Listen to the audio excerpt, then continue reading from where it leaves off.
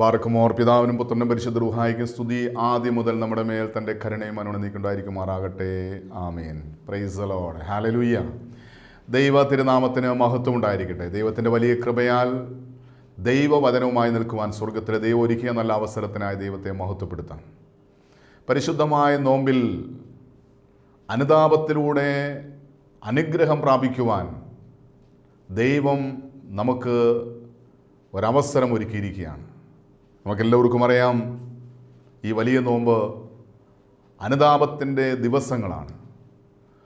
നമ്മുടെ എല്ലാ യാമപ്രാർത്ഥനകളും പരിശോധിച്ചാൽ എല്ലാം അനുതാപത്തിൻ്റെ പ്രാർത്ഥനകളാണ്. വീണ്ടും നമ്മുടെ ഈ ലോക ജീവിതത്തിൽ ഒരു മനുഷ്യന് അനുതപിച്ച് ഞാൻ പാപിയാണെന്ന് സമ്മതിച്ച് പാപങ്ങൾ ഏറ്റുപറഞ്ഞ് പാപക്ഷമ സ്വീകരിക്കുവാൻ ദൈവം ഒരുക്കിയിരിക്കുന്ന ദിവസങ്ങളാണ് ഈ നോമ്പിൻ്റെ ദിവസങ്ങൾ. നാം തന്നെ നമ്മുടെ ജീവിതത്തിൽ കെട്ടിയിരിക്കുന്ന ചില കെട്ടുകളുണ്ട്. ഈ കെട്ടുകൾ, പാപത്തിൻ്റെ കെട്ടുകൾ അഴിക്കുവാനുള്ള ഒരു അവസരമാണ് ദൈവം നമുക്ക് വേണ്ടി ഒരുക്കിയിരിക്കുന്നത്. നമുക്കെല്ലാവർക്കും അറിയാം, കർത്താവായ യേശുക്രിസ്തു ഏറ്റവും കൂടുതൽ സ്നേഹിച്ച ഒരു വ്യക്തിയായിരുന്നു ലാസർ. മാർത്തയുടെയും മറിയുടെയും സഹോദരനായ ലാസർ. ലാസർ രോഗിയാണെന്നറിഞ്ഞപ്പോൾ യേശുവിൻ്റെ അരികിൽ ആളയച്ചു. എന്നാൽ യേശു വന്ന് കണ്ടില്ല. ലാസർ രോഗം ബാധിച്ച് മരിച്ചു എന്നറിഞ്ഞപ്പോൾ ആളയച്ചു.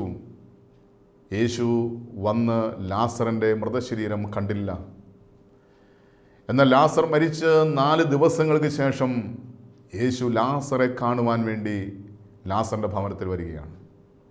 അവിടെ ലാസറിൻ്റെ സഹോദരിമാർ നിലവിളിച്ചുകൊണ്ട് പറയുന്നുണ്ട്, കർത്താവേ, അങ്ങ് ഇവിടെ ഉണ്ടായിരുന്നെങ്കിൽ ഞങ്ങളുടെ സഹോദരൻ മരിക്കില്ലായിരുന്നു. ഇത് പറഞ്ഞപ്പോൾ അവൻ അടക്കിയിരിക്കുന്ന എവിടെയാണെന്ന് ചോദിച്ചു. അവൻ്റെ കല്ലറയിൽ ചെന്നിട്ട് യേശു കണ്ണുനീർ വാർത്തുകൊണ്ട് പറയുകയാണ്, ലാസറെ പുറത്തു വരിക. ലാസറെ പുറത്തു വരിക എന്ന് പറഞ്ഞപ്പോൾ മരിച്ച ലാസർ ജീവൻ പ്രാപിച്ച് പുറത്തു വന്നു. എന്നാൽ വചനം പറയുന്നത്, യേശുവിൻ്റെ മുന്നിൽ നിൽക്കുന്ന ലാസർ ശിരസ് മുതൽ ഉള്ളങ്കാൽ വരെ റൂമാൽ കൊണ്ട്, തുണി കൊണ്ട് ചുറ്റപ്പെട്ടവനായി, കെട്ടപ്പെട്ടവനായിട്ടാണ് നിന്നത്. ഇവിടെ യേശുവിൻ്റെ മുന്നിൽ നിൽക്കുന്ന ലാസർ ജീവനുണ്ട്, എന്നാൽ കെട്ടപ്പെട്ടവനായിട്ട് നിൽക്കുകയാണ്. ശിരസ് മുതൽ ഉള്ളങ്കാൽ വരെ കെട്ടപ്പെട്ടവനായി നിൽക്കുകയാണ്. അവൻ യേശുവിനെ കാണാൻ സാധിക്കുന്നില്ല, ചുറ്റും നിൽക്കുന്നവരെ കാണാൻ സാധിക്കുന്നില്ല. യേശു പറയുന്നോ മറ്റുള്ളവർ പറയുന്നോ കേൾക്കാൻ സാധിക്കുന്നില്ല. അവൻ്റെ കൈയോ കാലോ അനക്കാൻ അവന് സാധിക്കുന്നില്ല. കാരണം അവൻ്റെ ശിരസ് മുതൽ ഉള്ളങ്കാൽ വരെ ശരീരം മുഴുവൻ കെട്ടപ്പെട്ട് നിൽക്കുകയാണ്. ഇവിടെ യേശു പറയുന്നൊരു വാക്കുണ്ട്, നിങ്ങൾ അവൻ്റെ കെട്ടഴിപ്പിൻ. എന്തുകൊണ്ടാണ് യേശു ഇങ്ങനെ പറയുന്നത്? യേശുവിന് പറയാൻ പാടില്ലേ അവൻ്റെ കെട്ടഴിയട്ടെ?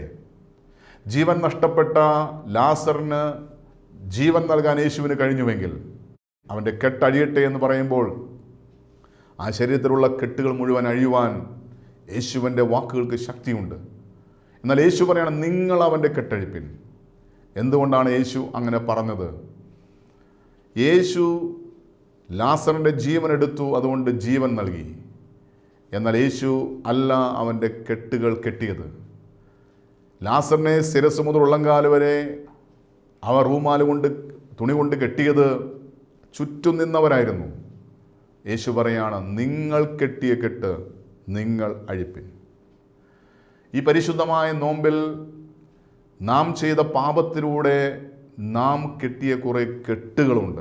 യേശു പറയാണ്, നിങ്ങൾ കെട്ടിയ പാപത്തിൻ്റെ കെട്ടുകൾ നിങ്ങൾ അഴിപ്പിൻ. ഈ പരിശുദ്ധമായ നോമ്പിൽ ഒരു അനുതപിക്കുന്ന ഒരു പാപി, ഞാൻ പാപിയാണെന്ന് സമ്മതിച്ച് പാപങ്ങൾ അനുതപിച്ച് ഏറ്റുപറയുമ്പോൾ അതിലൂടെ വലിയൊരു കെട്ടഴികയാണ്. യഥാർത്ഥമായ സ്വാതന്ത്ര്യം ഒരു മനുഷ്യൻ അനുഭവിക്കുന്നത് അനുതാപത്തിലൂടെയാണ്. അങ്ങനെയാണെങ്കിൽ ഒരു മനുഷ്യൻ അനുതപിക്കുമ്പോൾ ലഭിക്കുന്ന വലിയൊരു അനുഗ്രഹമാണ് ആ വ്യക്തിയുടെ പ്രാർത്ഥനയ്ക്ക് ഉത്തരം ലഭിക്കുക എന്നുള്ളത്. അനേക വർഷങ്ങളായി പ്രാർത്ഥിച്ചിട്ട് ഉത്തരം കിട്ടാതെ വേദനിക്കുന്ന അനേകം വ്യക്തികളുണ്ട്. ചിലർ ചോദിക്കുന്നുണ്ട്, എന്തുകൊണ്ട് എൻ്റെ പ്രാർത്ഥനയ്ക്ക് മാത്രം ഉത്തരം ലഭിക്കുന്നില്ല? അനേക നാളുകളായി ഞാൻ പ്രാർത്ഥിക്കുന്നു, അനേക നാളുകളായി ഞാൻ ദൈവസന്നിധിയിൽ നിലവിളിക്കുന്നു. എന്തുകൊണ്ട് എൻ്റെ നിലവിളി കേൾക്കുന്നില്ല? എന്തുകൊണ്ട് എൻ്റെ കണ്ണുനീര് ദൈവം കാണുന്നില്ല? എന്തുകൊണ്ട് എൻ്റെ പ്രാർത്ഥനയ്ക്ക് ഉത്തരം ലഭിക്കുന്നില്ല? ഒരു മനുഷ്യൻ്റെ പ്രാർത്ഥനയ്ക്ക് ഉത്തരം കിട്ടാത്തതിൻ്റെ കാരണം കർത്താവിൻ്റെ വചനം വ്യക്തമായി വെളിപ്പെടുത്തുന്നുണ്ട്.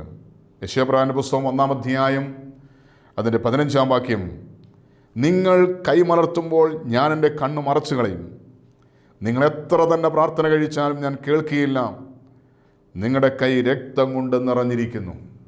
ഒരു മനുഷ്യൻ്റെ പ്രാർത്ഥനയ്ക്ക് ഉത്തരം കിട്ടാത്തതിൻ്റെ കാരണം ദൈവമായ കർത്താവ് പറയുകയാണ്, നിങ്ങളുടെ കൈ പാപം നിറഞ്ഞിരിക്കുന്നു, നിങ്ങളുടെ ഹൃദയം പാപം നിറഞ്ഞിരിക്കുന്നു, നിങ്ങളുടെ അധരം പാപം നിറഞ്ഞിരിക്കുന്നു. നിങ്ങൾ പാപത്തിൽ കിടന്നുകൊണ്ട് എത്ര തന്നെ പ്രാർത്ഥന കഴിച്ചാലും ദൈവമായ കർത്താവ് പറയുകയാണ്, നിങ്ങൾ കൈമലർത്തുമ്പോൾ ഞാൻ എൻ്റെ കണ്ണ് മറച്ചു കളയും. നിങ്ങൾ എത്ര തന്നെ പ്രാർത്ഥന കഴിച്ചാലും ഞാൻ കേൾക്കുകയില്ല. ദൈവത്തിന് കണ്ണില്ലാത്തത് കൊണ്ടോ കാതില്ലാത്തത് കൊണ്ടോ അല്ല നാം കൈമലർത്തുമ്പോൾ ദൈവം കണ്ണ് മറച്ചു കളയുന്നത്, പ്രാർത്ഥന കേൾക്കാത്തത്. വചനം പറയാണ് നമ്മുടെ പാപമാണ്, നമ്മുടെ അകൃത്യമാണ്. ഇതിനെക്കുറിച്ച് യെശയ്യാപ്രവാചകന്റെ പുസ്തകം 59-ാം അധ്യായം 1-2 വാക്യങ്ങളിലൂടെ കർത്താവിന്റെ വചനം വ്യക്തമായി വെളിപ്പെടുത്തുന്നുണ്ട്. അവിടെ വചനം പറയുകയാണ്, രക്ഷിപ്പാൻ കഴിയാതെ വണ്ണം യഹോവയായി ദൈവത്തിൻ്റെ കരം കുറുകിപ്പോയിട്ടില്ല. നിങ്ങളുടെ പ്രാർത്ഥന കേൾക്കാൻ കഴിയാതെ വണ്ണം അവൻ്റെ ചെവി മന്ദമായിട്ടില്ല, അടഞ്ഞു പോയിട്ടില്ല. എന്നാൽ വീണ്ടും വചനം പറയുകയാണ്, നിങ്ങളുടെ അകൃത്യങ്ങളെത്ര നിങ്ങളെ നിങ്ങളുടെ ദൈവത്തിൽ തമ്മിൽ ഭിന്നിപ്പിച്ചിരിക്കുന്നത്. നിങ്ങളുടെ പാപങ്ങളെത്ര അവൻ കേൾക്കാൻ കഴിയാതെ വണ്ണം അവൻ്റെ മുഖത്തെ മറയ്ക്കുമാറാക്കിയിരിക്കുന്നത്. അപ്പോൾ ദൈവത്തിന് കണ്ണില്ലാത്തത് കൊണ്ടോ ദൈവത്തിന് കാതില്ലാത്തത് കൊണ്ടല്ല എൻ്റെ കണ്ണുനീര് കാണാത്തത്, എൻ്റെ നിലവിളി കേൾക്കാത്തത്, എൻ്റെ പ്രാർത്ഥന കേൾക്കാത്തത്. വചനം പറയാണ്, നിങ്ങളെയും നിങ്ങളുടെ ദൈവത്തിൽ തമ്മിൽ ഭിന്നിപ്പിച്ചിരിക്കുന്ന നിങ്ങളുടെ അകൃത്യങ്ങളാണ്. അതായത് നമുക്കും നമ്മുടെ ദൈവത്തിനും ഇടയിലൊരു മറ നാം സൃഷ്ടിച്ചിട്ടുണ്ട്. നാം ചെയ്ത പാപം നമ്മുടെ തലയ്ക്ക് മുകളിൽ ഒരു മറയായി നിൽക്കുകയാണ്. അതുകൊണ്ട് എത്രമാത്രം അനുഗ്രഹം നമ്മുടെ ജീവിതത്തിലേക്ക് പെയ്തിറക്കിയാലും അനുഗ്രഹത്തിൻ്റെ ഒരു തുള്ളി പോലും നമ്മിലേക്ക്, നമ്മുടെ കുടുംബത്തിലേക്ക്, തലമുറയിലേക്ക് പെയ്തിറങ്ങുന്നില്ല. കാരണം ദൈവത്തിൻ്റെ അനുഗ്രഹം നമ്മിലേക്ക് പെയ്തിറങ്ങാതിരിക്കാൻ തക്കവണ്ണം നാം ചെയ്ത പാപം നമ്മുടെ തലയ്ക്ക് മുകളിലൊരു മറയായി നിൽക്കുകയാണ്. അതിനും പറയുകയാണ്, നിങ്ങളെയും നിങ്ങളുടെ ദൈവത്തെ തമ്മിൽ ഭിന്നിപ്പിച്ചിരിക്കുന്നത്, നിങ്ങൾക്ക് നിങ്ങളുടെ ദൈവത്തിനുമിടയിൽ മറവായിരിക്കുന്നത് നിങ്ങളുടെ അകൃത്യമാണ്, നിങ്ങളുടെ പാപമാണ്. അങ്ങനെയാണെങ്കിൽ പാപിയുടെ പ്രാർത്ഥന ദൈവം കേൾക്കുന്നില്ല. പാപി പ്രാർത്ഥിക്കുമ്പോൾ ദൈവം കണ്ണ് മറച്ചു കളയുന്നു. അങ്ങനെയാണെങ്കിൽ ഒരു മനുഷ്യൻ പാപം ചെയ്താൽ ആ വ്യക്തിയുടെ പ്രാർത്ഥന ദൈവം കേൾക്കുന്നില്ല എന്ന് ദൈവത്തിൻ്റെ വചനം വ്യക്തമായി വെളിപ്പെടുത്തുമ്പോൾ, ഒരു മനുഷ്യൻ്റെ പ്രാർത്ഥന ദൈവസന്നിധിയിൽ എത്തണമെങ്കിൽ അവൻ പാപിയാണെന്ന് സമ്മതിച്ച് അനുദപിച്ച് പാപമോചനം പ്രാപിക്കണം. അതായത് ഞാൻ എൻ്റെ ദൈവവും തമ്മിലുള്ള വ്യക്തിപരമായ ബന്ധത്തിന് തടസ്സം നിൽക്കുന്ന എൻ്റെ പാപമാണ്. ഞാൻ പ്രാർത്ഥിക്കുമ്പോൾ എൻ്റെ പ്രാർത്ഥന എൻ്റെ പാപത്തിൽ തട്ടി താഴേക്ക് പോരുകയാണ്. അത് സ്വർഗത്തിലേക്ക് എത്തുന്നില്ല, ദൈവം കേൾക്കുന്നില്ല, ദൈവം കാണുന്നില്ല. അതുകൊണ്ട് പാപിയുടെ പ്രാർത്ഥന ദൈവം കേൾക്കുന്നില്ല എന്ന് ദൈവത്തിൻ്റെ വചനം പറയുമ്പോൾ, അനുദപിക്കുന്ന പാപിയാണെന്ന് സമ്മതിക്കുന്ന ഒരു വ്യക്തിയുടെ പ്രാർത്ഥന സ്വർഗം തുളച്ചു കയറും. അനേക വർഷങ്ങളായി, നാളുകളായിട്ട് പ്രാർത്ഥനയ്ക്ക് ഉത്തരം കിട്ടാതെ വേദനിക്കുന്ന ആരെങ്കിലും ഈ സ്വരം കേൾക്കുന്നുണ്ടെങ്കിൽ ഇന്നൊരു തീരുമാനമെടുക്ക്. ഞാൻ ചെയ്തു പോയ പാപങ്ങളെ ഓർക്കും, ഞാൻ എൻ്റെ കെട്ടുകൾ അഴിക്കും. ഞാൻ തന്നെ എന്നെ കെട്ടിയിരിക്കുന്ന കെട്ടുകളുണ്ട്, പാപത്തിൻ്റെ കെട്ടുകൾ.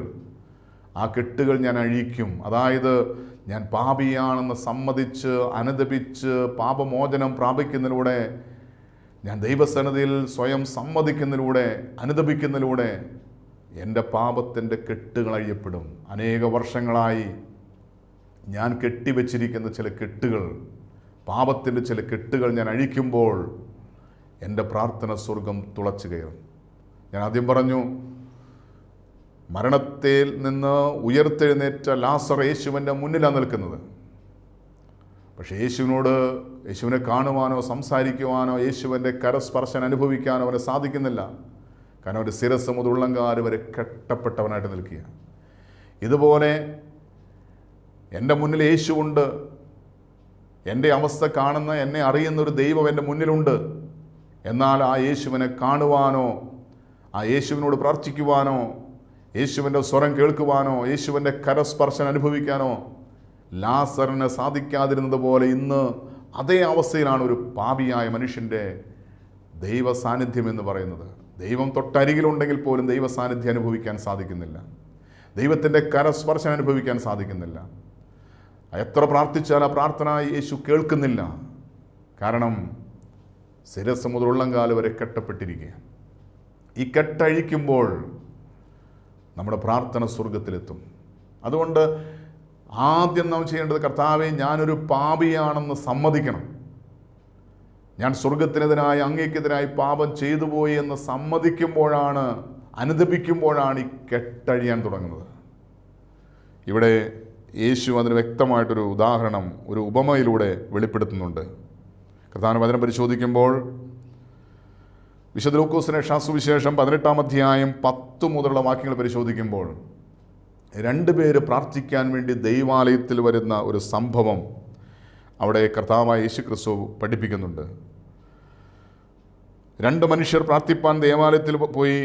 ഒരുത്തൻ പരീശൻ, മറ്റവൻ ചുങ്കക്കാരൻ. ഈ പരീശൻ നിന്നുകൊണ്ട് തന്നോട് തന്നെ, ദൈവമേ, പിടിച്ചുപറിക്കാർ, നീതികെട്ടവർ, വ്യഭിചാരികൾ മുതലായ ശേഷം മനുഷ്യരെ പോലെയോ ഈ നിൽക്കുന്ന ചുങ്കക്കാരനെ പോലെയോ ഞാൻ അല്ലയാകിയാൽ നിന്നെ വാഴ്ത്തുന്നു. ആഴ്ചയിൽ 2 വട്ടം ഉപവസിക്കുന്നു, നേടുന്നതിലൊക്കെയും പതാരം കൊടുത്തു വരുന്നു എന്നിങ്ങനെ പ്രാർത്ഥിച്ചു. ഈ 2 പേരും പ്രാർത്ഥിക്കാൻ ദൈവാലയത്തിലാണ് വന്നിരിക്കുന്നത്. 2 പേരും പ്രാർത്ഥിക്കുന്നത് ദൈവത്തോടാണ്. ഒന്ന് പരീശനും, മറ്റത് ചുങ്കക്കാരനും. പരീശൻ എന്ന് പറയുന്ന ആരാണ് നമുക്കറിയാം. അവൻ യഹൂദനാണ്. യഹൂദൻ ന്യായപ്രമാണം മുഴുവൻ കാണാതെ പഠിച്ചവരും പഠിപ്പിക്കുന്നവരുമാണ്. ന്യായപ്രമാണം അനുസരിച്ച് ജീവിക്കുവാൻ വില കൊടുക്കുന്നവരാണ് യഹൂദന്മാർ. അതുകൊണ്ട് തന്നെ ഈ യഹൂദനായ പരീശൻ പറയുകയാണ്, ദൈവമേ, പിടിച്ചുപറിക്കാർ, നീതികെട്ടവർ, വ്യഭിചാരികൾ മുതലായ ശേഷം മനുഷ്യരെ പോലെ അല്ല ഞാൻ ആരാണ്? ഞാനൊരു വിശുദ്ധനാണ്, ഞാൻ നീതിമാനാണ്, ഞാൻ പാപം ചെയ്യാത്തവനാണ്. അതുമാത്രമല്ല, അവൻ പറയുകയാണ്, ആഴ്ചയിൽ 2 വട്ടം ഞാൻ ഉപവസിക്കുന്നു, നേടുന്നതിലൊക്കെയും പതാരം, അതായത് ദശാംശം കൊടുക്കുന്നു. യഹൂദന്മാർക്കൊരു കൃത്യതയുണ്ട്. അവർ ന്യായപ്രമാണത്തെ അനുസരിക്കാൻ വേണ്ടി വലിയ വില കൊടുക്കും. വിലയില്ലാത്തതിന് പോലും ദശാംശം കൊടുക്കുന്നവരായിരുന്നു യഹൂദന്മാർ. അതായത് ജീരകവും ചതയപ്പയൊക്കെ വെറും വിലയില്ലാത്ത വസ്തുക്കളാണ്. അതിന് പോലും അവർ ദശാംശം കൊടുക്കുമായിരുന്നു. അത്രമാത്രം ന്യായപ്രമാണം അനുസരിക്കാൻ വില കൊടുക്കുന്നവരായിരുന്നു യഹൂദന്മാർ. അങ്ങനെ ഒരു പരീശൻ ദൈവസന്നിധിയിൽ പ്രാർത്ഥിക്കുകയാണ്, ഞാൻ എല്ലാറ്റിനും ദശാംശം കൊടുക്കുന്നവരാണ്. അതുമാത്രമല്ല, യഹൂദന്മാർ നന്മ മാത്രം ചെയ്യുന്നവരാണ്. തിന്മയെ ഉപേക്ഷിച്ച് നന്മ ചെയ്യുവാൻ, കാരുണ്യപ്രവൃത്തികൾ ചെയ്യുവാൻ, അല്ലെങ്കിൽ മറ്റുള്ളവരെ സഹായിക്കുവാൻ, നന്മ ചെയ്യുവാൻ ആഗ്രഹിക്കുന്നവരാണ്. എന്നാൽ ഇവിടെ സംഭവിച്ചെന്തെന്നറിയാമോ? ഇവൻ്റെ പ്രാർത്ഥന ദൈവാലയത്തിലാണ്, ദൈവത്തോടാണ്. എങ്കിൽ പോലും അവൻ സ്വയം നീതീകരിച്ചുകൊണ്ടാണ് പ്രാർത്ഥിക്കുന്നത്. ഞാൻ വലിയ പാപമൊന്നും ചെയ്യാറില്ല, ഞാനൊരു വിശുദ്ധനാണ്, ഞാൻ നീതിമാനാണ്, ഞാൻ നിൽക്കുന്ന ചുങ്കക്കാരനെ പോലെ, പാപികളെ പോലെ അല്ല ഞാൻ ഉപവസിക്കുന്നവനാണ്, ദശാംശം കൊടുക്കുന്നവനാണ്. അതായത് ഞാനൊരു ഭക്തിയിൽ ജീവിക്കുന്നവനാണെന്ന് സ്വയം നീതീകരിച്ച ഒരു മനുഷ്യൻ.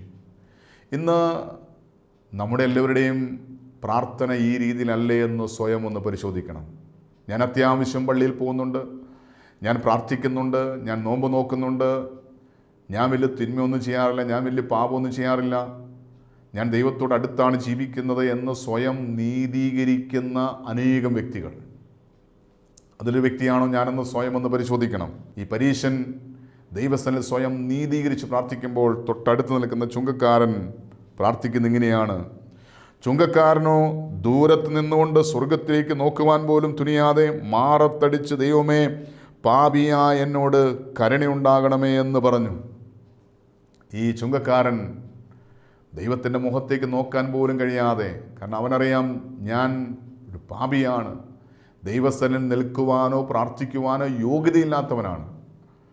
അവൻ സ്വർഗത്തിലേക്ക് നോക്കുവാൻ പോലും തുനിയാതെ മാറത്തടിച്ച്, കമിഴ്ന്ന് വീണ് മാറത്തടിച്ച്, ദൈവമേ, ഞാൻ പാപിയായനോട് കരുണയുണ്ടാകണമേ എന്നവൻ നിലവിളിച്ചു. എന്നിട്ട് അടുത്ത വാക്യത്തിൽ പറയുകയാണ്, അവൻ നീതീകരിക്കപ്പെട്ടവനായി വീട്ടിലേക്ക് പോയി. എന്തുകൊണ്ട് ഈ പരീശനായ മനുഷ്യൻ നീതീകരിക്കപ്പെട്ടില്ല, അല്ലെങ്കിൽ അവൻ്റെ പ്രാർത്ഥന സ്വർഗത്തിലെത്തിയില്ല? നാം സ്വയം തിരിച്ചറിയണം.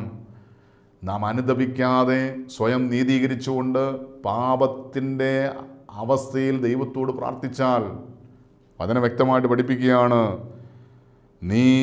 നിങ്ങൾ കൈമലർത്തുമ്പോൾ എൻ്റെ കണ്ണ് മറച്ചു കളയും. നിങ്ങൾ എത്ര തന്നെ പ്രാർത്ഥന കഴിച്ചാൽ ഞാൻ കേൾക്കിയില്ല. നിങ്ങളുടെ കൈ രക്തം കൊണ്ട് നിറഞ്ഞിരിക്കുന്നു. അതായത് അനുതാപമില്ലാതെ സ്വയം നീതീകരിച്ച് ഞാനൊരു വിശുദ്ധനാണ്, ഞാനൊരു നീതിമാനാണ്, ഞാൻ ദൈവഭക്തനാണെന്ന് സ്വയം നീതീകരിച്ചുകൊണ്ട് ദൈവത്തോട് എത്ര പ്രാർത്ഥിച്ചാൽ ആ പ്രാർത്ഥന സ്വർഗത്തിലെത്തുകയില്ല. വചനം പറയുകയാണ്, നിങ്ങൾ കൈമലർത്തുമ്പോൾ ഞാൻ എൻ്റെ കണ്ണ് മറച്ചു കളയും. നിങ്ങൾ എത്ര തന്നെ പ്രാർത്ഥന കഴിച്ചാലും ഞാൻ കേൾക്കുകയില്ല.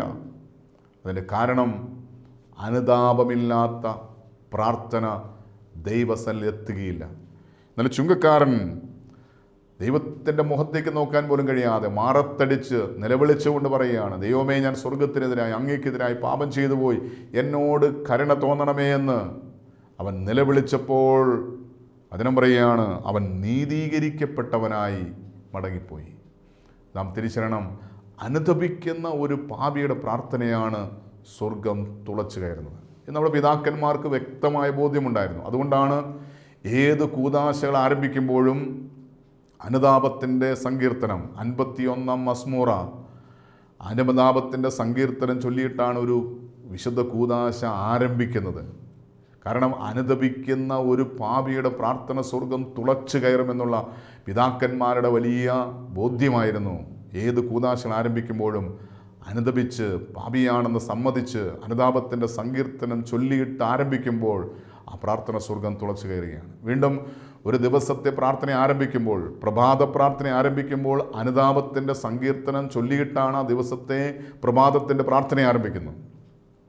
അതായത് ഒരു ദിവസം മുഴുവൻ ദൈവ സാന്നിധ്യം അനുഭവിക്കുവാൻ, ആ വ്യക്തിയുടെ പ്രാർത്ഥന സ്വർഗത്തിലെത്തുവാൻ ഒരു വ്യക്തി അനുദപിച്ച് പ്രാർത്ഥിക്കണമെന്ന് പിതാക്കന്മാർക്ക് ബോധ്യമുണ്ടായിരുന്നു. അതുമാത്രമല്ല, ദൈവസന്നിധിയിൽ പ്രാർത്ഥിക്കാൻ നിൽക്കുന്ന ഒരു പുരോഹിതൻ കറുത്ത വസ്ത്രം ധരിക്കുന്നു. സുറിയാനി സഭയിൽ ഒരു പുരോഹിതൻ എന്തിനാണ് കറുത്ത വസ്ത്രം ധരിക്കുന്നത്? പ്രാർത്ഥിക്കാൻ നിൽക്കുന്ന ഒരു പുരോഹിതൻ കറുത്ത വസ്ത്രം ധരിക്കുന്നതിൻ്റെ ഉദ്ദേശം എന്താണ്? നമ്മുടെ പിതാക്കന്മാർക്ക് വ്യക്തമായ ബോധ്യമുണ്ടായിരുന്നു. ഈ കറുത്ത വസ്ത്രം എന്ന് പറയുന്നത് അനുതാപത്തിൻ്റെ വസ്ത്രമാണ്. പരിശുദ്ധനായ ദൈവത്തിനും പാപിയായ മനുഷ്യനും ഇടിവിൽ നിൽക്കുന്ന ഒരു പുരോഹിതൻ സ്വയം സമ്മതിക്കുകയാണ്, ദൈവമേ, ഞാനൊരു പാപിയാണ്. അതായത് ഞാനൊരു പാപിയാണെന്ന് സമ്മതിക്കാൻ തക്കവണ്ണം ദൈവം തിരുമുമ്പാകെ അനുതാപത്തിൻ്റെ വസ്ത്രം ധരിച്ചുകൊണ്ട് പ്രാർത്ഥിക്കുന്ന ഒരു പുരോഹിതൻ്റെ പ്രാർത്ഥന സ്വർഗം തുളച്ചു കയറുമെന്ന് നമ്മുടെ പിതാക്കന്മാർക്ക് വ്യക്തമായ ബോധ്യമുണ്ടായിരുന്നു. അങ്ങനെയാണെങ്കിൽ തിരിച്ചറിയണം, ഞാൻ പാപത്തിൻ്റെ അവസ്ഥയിൽ എത്ര പ്രാർത്ഥിച്ചാലും എൻ്റെ പ്രാർത്ഥനയ്ക്ക് ഉത്തരം കിട്ടുകയില്ല എങ്കിൽ ഞാൻ പാപിയാണെന്ന് സമ്മതിച്ച് കഴിഞ്ഞ നാളുകളിൽ ഞാൻ ദൈവത്തിനെതിരായി, ദൈവത്തിൻ്റെ ആലയമായ എൻ്റെ സ്വന്തം ശരീരത്തിനെതിരായി, ദൈവത്തിൻ്റെ ആലയമായ എൻ്റെ സഹജീവികൾക്കെതിരായി ഞാൻ ഏതെങ്കിലും പാപം ചെയ്തു പോയിട്ടുണ്ടെങ്കിൽ ദൈവസന്നിധി അനുദപിച്ച് പാപമോചനം പ്രാപിക്കുമ്പോൾ അനേക വർഷങ്ങളായി ഞാൻ പ്രാർത്ഥിച്ചിട്ട് ഉത്തരം കിട്ടാത്ത പ്രാർത്ഥനാ വിഷയത്തിന് മേൽ സ്വർഗത്തിലെ ദൈവം വേഗത്തിൽ ഉത്തരം നൽകും. ഇന്ന് സ്വയം നീതീകരിക്കുന്ന വ്യക്തിയാണോ, അതോ പാപിയാണെന്ന് സമ്മതിച്ച് പാപങ്ങൾ ഏറ്റുപറഞ്ഞ് പാപക്ഷമ സ്വീകരിച്ച് ദൈവത്തോട് നിരപ്പായ ഒരു വ്യക്തിയാണോ ഞാനെന്ന് സ്വയം പരിശോധിക്കുക. ഇന്ന് രഹസ്യമായി പാപം ചെയ്യുന്നവരാണ് ഏറ്റവും കൂടുതൽ. ജീവിത പങ്കാളി അറിയാതെ, മക്കളറിയാതെ, മാതാപിതാക്കൾ അറിയാതെ രഹസ്യത്തിൽ പാപം ചെയ്യുന്നവരാണ്. അതുകൊണ്ട് ഞാൻ ചെയ്ത പാപങ്ങൾ, ഞാൻ ചെയ്ത തെറ്റുകൾ ആരും അറിയുന്നില്ല എന്ന് ചിന്തിക്കുന്നവരാണ് പലരും. എന്നാൽ തിരിച്ചറിയാൻ, ഞാനൊരു രഹസ്യ വിശുദ്ധനായി ഈ ഭൂമിയിൽ ജീവിക്കണമെങ്കിൽ ഞാൻ ദൈവസന്നിധിയിൽ പാപിയാണെന്ന് സമ്മതിച്ച് അനുദപിച്ച് ഏറ്റുപറഞ്ഞ് പാപക്ഷമ സ്വീകരിക്കണം. അപ്പോൾ നാം സ്വയം ഒന്ന് പരിശോധന, ഈ പരിശുദ്ധമായ നോമ്പിൽ ഞാനൊരു രഹസ്യ പാപിയാണോ, ഒരു രഹസ്യ വിശുദ്ധനാണോ എന്ന് സ്വയം ഒന്ന് പരിശോധിക്കണം. വചനം പറയുന്നു, മനുഷ്യൻ മനുഷ്യൻ്റെ മുഖങ്ങളെ നോക്കുന്നു, എന്നാൽ യഹോവയായ ദൈവം മനുഷ്യൻ്റെ ഹൃദയത്തെയാണ് നോക്കുന്നത്. ഇന്ന് സ്വർഗത്തിലെ ദൈവം സ്വർഗത്തിൽ നിന്ന് നമ്മുടെ ഹൃദയത്തിലേക്ക് നോക്കുമ്പോൾ ഞാൻ പാപിയാണെന്ന് ദൈവം കാണുന്നുവെങ്കിൽ ആ ദൈവസന്നിധിയിൽ ഒന്ന് സമ്മതിക്കാമോ? ദൈവമേ, ഞാനൊരു പാപിയാണ്, എന്നോട് കരുണ തോന്നണമേ. ആ ചുങ്കക്കാരൻ അനുതപിച്ച് നിലവിളിച്ച് പ്രാർത്ഥിച്ചതുപോലെ ഈ പരിശുദ്ധമായ നോമ്പിൽ അനുതപിച്ച് പാപിയാണെന്ന് സമ്മതിച്ച് പാപമോചനത്തിലൂടെ അനുതാപത്തോടെ ദൈവസന്നിധിയിൽ പ്രാർത്ഥിക്കാൻ തീരുമാനമെടുക്കാമോ? അനേക നാളുകളായി പ്രാർത്ഥിച്ചിട്ടും ഉത്തരം കിട്ടാത്ത പ്രാർത്ഥനാ വിഷയത്തിൻ്റെ മേൽ ഇന്ന് ഈ പരിശുദ്ധമായ നോമ്പിൽ ദൈവം നമുക്ക് ഉത്തരം നൽകും. അതിനായി നമുക്ക് നമ്മെ തന്നെ വിശുദ്ധീകരിക്കാം. കർത്താവിൻ്റെ വചനം പറയുന്നു, നിങ്ങൾ നിങ്ങളെ തന്നെ ശുദ്ധീകരിക്കുവിൻ, നാളെ യഹോവയായ ദൈവം നിങ്ങളുടെ ഇടയിൽ അത്ഭുതങ്ങൾ പ്രവർത്തിക്കും. ഇന്ന് പാപത്തിൻ്റെ ചില കെട്ടുകൾ നാം അഴിക്കാൻ തുടങ്ങുമ്പോൾ സ്വർഗത്തിലെ ദൈവം നമ്മുടെ പ്രാർത്ഥന കേട്ട് നമ്മുടെ ജീവിതത്തിൽ അത്ഭുതം പ്രവർത്തിക്കാൻ തുടങ്ങും. അതിനായി നമുക്ക് ആഗ്രഹിക്കാം. അനേക നാളുകളായി ഞാൻ എന്നിൽ തന്നെ കെട്ടിയിരിക്കുന്ന കെട്ടുകൾ, പാപത്തിൻ്റെ കെട്ടുകൾ എന്താണെന്ന് കണ്ടെത്തി ആ പാപത്തിൻ്റെ കെട്ടുകൾ അനുതാപത്തിലൂടെ, പാപം ഏറ്റുപറഞ്ഞ് പാപമോചനത്തിലൂടെ ഞാൻ എൻ്റെ കെട്ടുകൾ അഴിക്കുന്നുവെങ്കിൽ എൻ്റെ പ്രാർത്ഥനയ്ക്ക് ഇന്ന് ഉത്തരം ലഭിക്കും. ഈ പരിശുദ്ധമായ നോമ്പിൽ അനേക പ്രാർത്ഥനാ വിഷയങ്ങളുടെ മേൽ ദൈവം അത്ഭുതം പ്രവർത്തിക്കും. അതിനായി നമുക്ക് ആഗ്രഹിക്കാം, പ്രാർത്ഥിക്കാം. ബാർക്കുമോർ, ഞങ്ങൾ അത്യധികമായി സ്നേഹിക്കുന്ന ഞങ്ങളുടെ സ്വർഗീയ പിതാവാം നല്ല ദൈവമേ, അവിടുന്ന് കേൾപ്പിച്ച ദൂതനായിട്ട് ഞങ്ങൾ നിന്നെ സ്തുതിക്കുന്നു, സ്തോത്രം ചെയ്യുന്നു. ദൈവമായ കർത്താവേ, അവിടുന്ന് പാപിയെ സ്നേഹിക്കുന്നവനും പാപത്തെ വെറുക്കുന്നവനുമാണല്ലോ. കർത്താവെ, കഴിഞ്ഞ നാളിൽ ഞങ്ങൾ പാപം ചെയ്ത് നിന്നെ വേദനിപ്പിച്ചിട്ടുണ്ടെങ്കിൽ കർത്താവെ, ഞങ്ങൾ പാപികളാണെന്ന് സമ്മതിക്കുന്നു. കഴിഞ്ഞ നാളുകളിൽ ഞങ്ങൾ തന്നെ കെട്ടിയിരിക്കുന്ന ചില കെട്ടുകൾ, പാപത്തിൻ്റെ കെട്ടുകൾ ഈ പരിശുദ്ധമായ നോമ്പിൽ അഴിക്കുവാൻ ഞങ്ങൾക്കൊരു അനുതാപ ഹൃദയം നൽകണമേ. പാപിയാണെന്ന് സമ്മതിക്കുവാനുള്ള കൃപ ഞങ്ങൾക്ക് നൽകണമേ. കഴിഞ്ഞ നാളുകളിൽ ഞങ്ങൾ ചെയ്തു പോയ സകല തെറ്റുകളും ഞങ്ങൾക്ക് വെളിപ്പെടുത്തരണമേ. ഞങ്ങളുടെ മനസ്സിൽ മറന്നു കിടക്കുന്ന സകല പാപങ്ങളും അവിടുത്തെ പരിശുദ്ധാത്മാവ് മുഖാന്തരം ഞങ്ങൾക്ക് വെളിപ്പെടുത്തരണമേ. ഞങ്ങൾക്ക് പാപബോധവും പശ്ചാത്താപവും നൽകണമേ. പാപിയാണെന്ന് സമ്മതിച്ച് അനുദപിച്ച് ഏറ്റുപറഞ്ഞ് പാപക്ഷമ സ്വീകരിക്കുവാൻ, അത് മുഖാന്തരം ഞങ്ങളുടെ പ്രാർത്ഥനാ വിഷയത്തിൻ്റെ മേൽ അത്ഭുതങ്ങൾ അനുഭവിക്കുവാൻ തക്കവണ്ണം ഞങ്ങളെ സഹായിക്കുമാറാണെന്ന് പ്രാർത്ഥിക്കുന്നു. പാപിയുടെ പ്രാർത്ഥന ദൈവം കേൾക്കുന്നില്ല, എന്നാൽ അനുദപിക്കുന്ന പാപിയുടെ പ്രാർത്ഥന സ്വർഗം തുളച്ചു കയറുമെന്നുള്ള ബോധ്യം ഇന്ന് ഞങ്ങൾക്ക് നൽകിയതിനായി നന്ദി പറയുന്നു. കർത്താവേ, അനേക നാളുകളായി ഞങ്ങൾ പ്രാർത്ഥിക്കുന്ന പ്രാർത്ഥനാ വിഷയത്തിൻ്റെ മേൽ ഞങ്ങളുടെ ഹൃദയത്തിലെ അനുതാപം മുഖാന്തരമായി ഇന്ന് ഞങ്ങൾക്ക് ഉത്തരം നൽകണമെന്ന് പ്രാർത്ഥിക്കുന്നു. ഈ പരിശുദ്ധമായ നോമ്പിൽ അനേക പ്രാർത്ഥനാ വിഷയങ്ങളുടെ മേൽ ഉത്തരം ലഭിക്കുവാൻ, അത്ഭുതങ്ങൾ സംഭവിക്കുവാൻ കർത്താവെ ഞങ്ങളെ മുഖാന്തരമാക്കണമെന്ന് പ്രാർത്ഥിക്കുന്നു. ഈ വചനം കേൾക്കുന്ന എല്ലാവരെയും യേശുവിൻ്റെ നാമത്തിൽ, യേശുവിൻ്റെ മുറിവിലേക്ക് സമർപ്പിച്ചുകൊണ്ട് പ്രാർത്ഥിക്കുകയാണ്. എല്ലാ പ്രാർത്ഥനാ വിഷയങ്ങളുടെ മേലും അവിടുത്തെ മുറിഞ്ഞ കരം, രക്തമൊഴുകുന്ന കരം വയ്ക്കണം കർത്താവെ. പാപമോചനവും കർത്താവെ നിത്യരക്ഷയും നൽകി ഞങ്ങളെല്ലാവരെയും അനുഗ്രഹിക്കുമാറാണെന്ന് പ്രാർത്ഥിക്കുന്നു. അനേക നാളുകളായി പ്രാർത്ഥിക്കുന്ന പ്രാർത്ഥനാ വിഷയത്തിൻ്റെ മേൽ കർത്താവെ ഈ പരിശുദ്ധമായ നോമ്പിൽ അവിടുന്ന് ഉത്തരം നൽകണമേ.